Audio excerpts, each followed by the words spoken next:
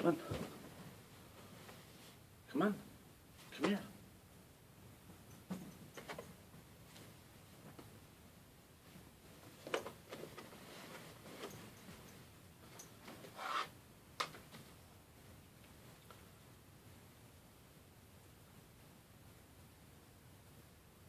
Hey everyone, Alan here on Talkin' Tunes, and want to go through a very, very quick CD update, almost.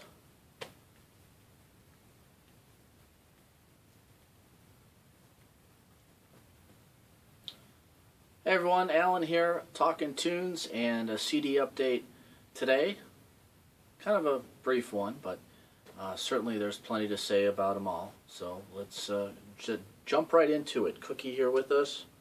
We're going to talk some tunes, and first up in the CD update here is music from the band Autolatry. It's called Native is the name of the album, and they're a band out of the New England area. They have an album, I believe it's an album and EP before this one, but it's a mix of black metal, progressive metal, and some progressive rock elements throughout a couple of the instrumental tracks. But this is very good and caught me upon first listen. I was interested in the name of the band, and the album artwork kind of drew me to it. And I didn't know what to expect going into it, so that was a pleasant surprise. But it's one of my favorites of 2013, appearing in my top 25 of 2013. So that's Autolatry. Highly recommend it if you're a fan of the black metal, progressive metal kind of mix. Well, very good stuff there. Autolatry. And let's take a look at the next one. This is Camel's The Snow Goose. This is the 2013 re-recording and a gatefold digipack, and the recording dedicated to the memory of Peter Bardens, the great Peter Bardens. And in this gatefold digipack, now it has a few. They're not listed. It's not listed on the back here, but a few. Now, well, first, it's a re-recording of Camel's classic album, The Snow Goose, of course. Andy Latimer and company back at it. After his health issues, he's back in the swing of things. They did a tour late last year. They released this on the tour. There's a new studio album in the works, more live dates. So that's just absolutely fantastic news for those fans of Camel. Of course, myself, one of my favorites. But in here, they re-recorded the album as opposed to just re-releasing it. It's re-recorded circa 2013. In fact, did they give a date in here? No, but I assume 2013 is when early in the year, they re-recorded it. Okay, so anyway, in here, there's a couple of tracks. Sanctuary is the revised edition. Migration is the revised edition. So there's a couple of revised editions in here in this re-recorded version.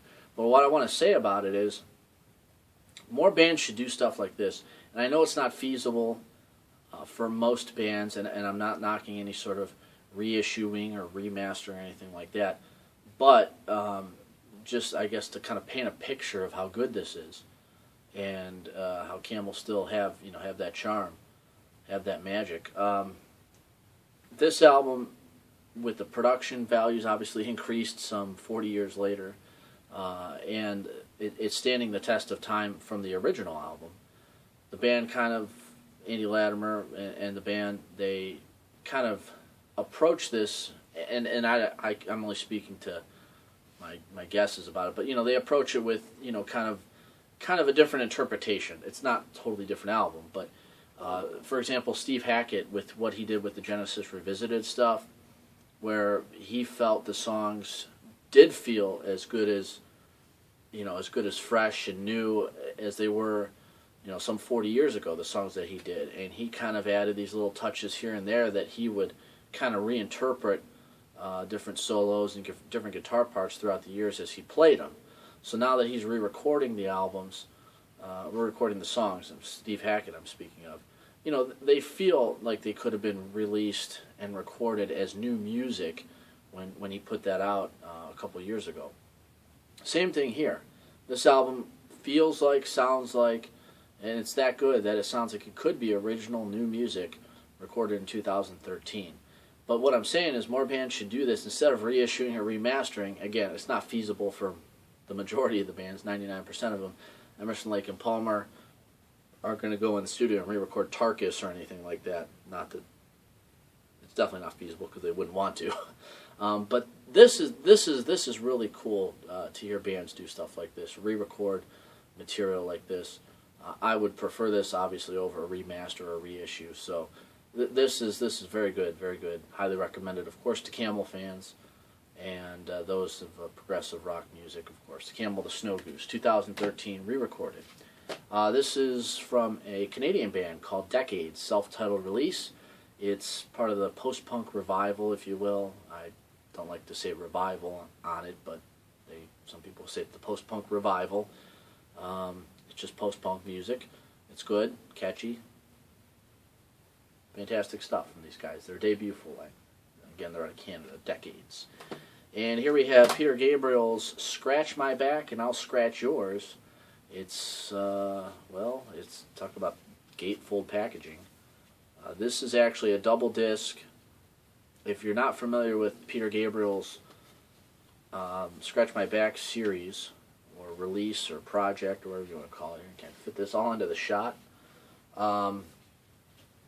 He put this together. He started where he covers a number of artists, and in turn, so he scratches their back, and in turn, they'll scratch his. Or Scratch My Back and I'll Scratch Yours, as it were. So he covers a bunch of these now. The Scratch My Back came out 2010, so it was already out.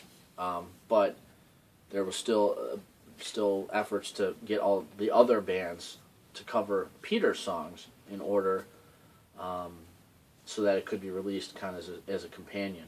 So here it is, finally released as a compilation. So you could already got Scratch My Back with Peter Gabriel doing covers of Arcade Fire and stuff like that.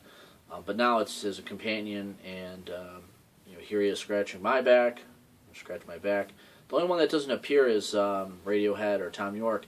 I guess Tom York was not pleased with Peter's cover of Street Spirit, so he decided not to comply with scratching his back.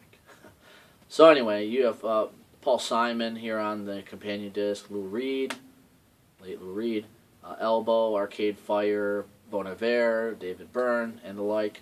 So this is pretty cool to have as a companion disc. Peter Gabriel, I would like to hear some new original music from him, but that's okay. He's still active. That's good. That's very good. Of course, what I'd like to hear, as most people would, is some new Genesis music with him. Yeah, I know. Dream On. This here is music from La Coscienza de Zeno, Sensitività, out of Italy. It's their second album, rock progressivo Italiano at its finest, one of my favorites of the year as well for 2013. This is up there in the top 10 for sure. Alt Rock Productions put this out, 7 tracks, fantastic stuff. Again, their second album.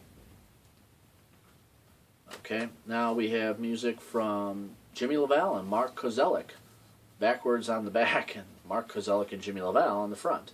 So it's Mark Kozelek and Jimmy LaValle, Perils from the Sea. They collaborate. Jimmy LaValle from the album Leaf. They collaborate here to bring you some indie-tronica music, folk-tronica.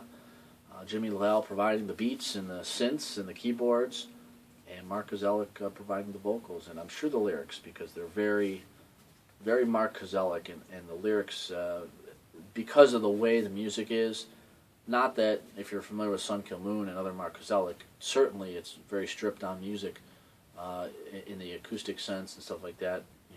His lyrics and stuff like that are very easy to understand, but for some reason here, his music works very well with this, and you can really just listen to the lyrics. I don't know. I mean, that doesn't probably make any sense, but to me, it's really a storytelling album, Mark Kozelek style. The only way Mark Kozelek can tell a story. Again, Perils from the Sea, Caldo Verde put it out. It was supposed to have a vinyl release, but I guess that's not happening, so I heard from the label. All right, last but not least, again, this is just a quick CD update. This is from Miracle. It's called Mercury, and this features it's Oliver and Zombie.